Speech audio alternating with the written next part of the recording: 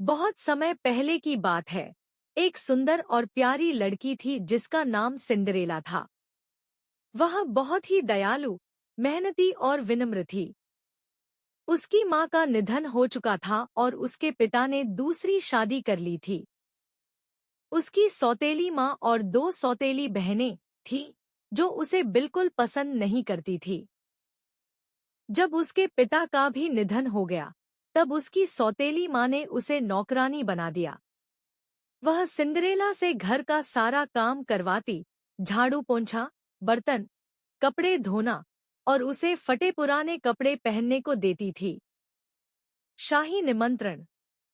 एक दिन राजमहल से एक बड़ी पार्टी का न्योता आया। वहां सभी सुंदर कन्याओं को बुलाया गया ताकि राजकुमार किसी एक को अपना जीवन साथी चुन सके। सिंड्रेला भी वहां जाना चाहती थी, लेकिन उसकी सौतेली माँ और बहनों ने उसे रोक दिया। उन्होंने उसका सुंदर कपड़ा भी फाड़ दिया। जादुई परी की मदद। सिंड्रेला बहुत उदास थी और रो रही थी। तभी एक जादुई परी प्रकट हुई। उसने अपनी छड़ी घुमाई और देखते ही देखते एक कद्दू को सुंदर रथ में बदल दिया, चूहों को घोड़े में और सिंड्रेला के पुराने कपड़ों को एक शानदार राजकुमारी की पोशाक में बदल दिया। लेकिन एक शर्त थी, रात के ठीक 12 बजे सब जादू खत्म हो जाएगा। महल में नृत्य। सिंड्रेला जब महल पहुंची तो सब लोग उसकी सुंदरता देखकर दंग रह गए। राजकुमार को वह बहुत पसंद आई और उसने सिंड्रेला के साथ नृत्य किया। दोनों ने खूब बातें की और राजकुमार उस पर मोहित हो गया। लेकिन जैसे ही घड़ी ने 12 बजाए, सिंड्रेला दौड़ते हुए बाहर भागी।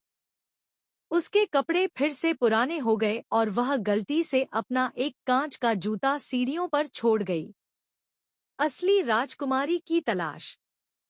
राजकुमार ने ऐलान किया कि वह उसी लड़की से शादी करेगा जिसके पैर में वह जूता ठीक बैठेगा। पूरे राज्य में सभी लड़कियों के पाँव में वह जूता पहनाया गया, लेकिन किसी का भी पैर उसमें फिट नहीं हुआ। जब सिंड्रेला की बारी आई, उसकी सौतेली माँ ने मना किया, लेकिन जैसे ही सिंड्रेला ने जूता पहना, वह बिल्कुल फिट हो गया। सुखद अंत। राजकुमार ने सिंड्रेला से शादी की और वे खुशी खुशी महल में रहने लगे। सिंड्रेला ने हमेशा सबका भला किया और सबको दया और विनम्रता का पाठ सिखाया।